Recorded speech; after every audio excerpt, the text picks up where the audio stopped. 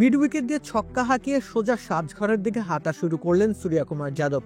Match জিতে গেছেন, match তিনি জিতিয়েছেন, কিন্তু ম্যাচ শেষের সেই চিরায়ত দৃশ্য এদিন ছিল অনুপস্থিত। পাকিস্তানি খেলোয়াড়দের সাথে কোনো প্রকার হাত না মিলিয়ে সোজা মাঠ ত্যাগ করেন সূর্যা। দুই দেশের বৈরিতার প্রভাব বেশ ভালোভাবেই পড়তে শুরু করেছে মাঠের ক্রিকেটেও। সাম্প্রতিক সময়ে যুদ্ধাবস্থা সৃষ্টি হয় ভারত ও পাকিস্তানের মাঝে।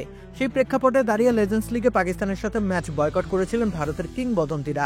এশিয়া কাপের মঞ্চেও কেন পাকিস্তান ম্যাচ বয়কট করা হবে না সে প্রশ্ন উঠেছিল গোটা ভারত জুড়ে।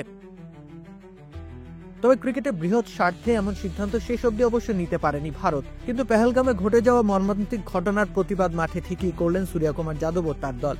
এর আগে ম্যাচের শুরুতে টসের পরও সূর্যকুমার হ্যান্ডশেক করেননি পাকিস্তানের অধিনায়ক সালমান আলী আঘার সাথে।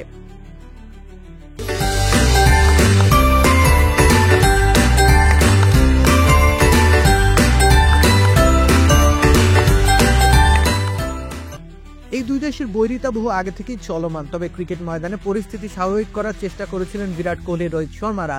বাবর আজমদের সাথে নিকট অতীতে দেখায় হাস্যোজ্জ্বল আড্ডায় মেতে উঠতে দেখা গেছে তাদের।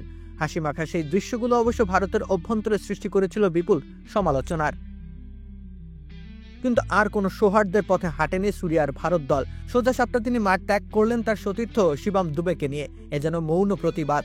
তেমনটি ম্যাচ পরবর্তী সংবাদ সম্মেলনে জানিয়েছেন সূর্যা। তিনি বলেন, আমরা শুধু এখানে ম্যাচ খেলতে এসেছি। আমার মনে হয় আমরা তাদের যথাযথ উত্তর দিতে পেরেছি। এ নিয়ে অবশ্য পাকিস্তানের হেড কোচ মাইক হেসন দিয়েছেন ভিন্ন বার্তা। তিনি বলেন, আমরা ম্যাচ শেষে হাত মেলানোর জন্য প্রস্তুত ছিলাম। আমরা বেশ হতাশ যে আমাদের প্রতিপক্ষ তেমনটি করেনি। কাঁটাতারের বৈরিতা ঠিক কতটা তিক্ততায় পরিণত হলে তা প্রভাবিত করে ক্রিকেট ময়দানকে তা নিশ্চয়ই আন্দাজ করে নেওয়া যায়। স্পোর্টসম্যানশিপও তখন ঠুনকো হয়ে দাঁড়ায়। সূর্যা বলেন, আমি মনে করি জীবনে কিছু জিনিস স্পোর্টসম্যান স্পিরিটের থেকেও বড় কিছু। বিভেদ আর বিষাদগ্রস্ত পৃথিবীতে ক্রীড়া জগতে এক সুতোয় গাঁথার অন্যতম মাধ্যম ছিল। তবে কিছু কিছু ঘটনা ক্রীড়া জগতের সেই পারস্পরিক সৌহার্দ্যকেও নিষ্ক্রিয় করে দিতে পারে যখন তখন। এবারে এশিয়া কাপে ভারত পাকিস্তান ম্যাচ তেমনই এক উদাহরণ হয়ে রইল। রাকিব হোসেন রুম্মান, খেলা ৭১।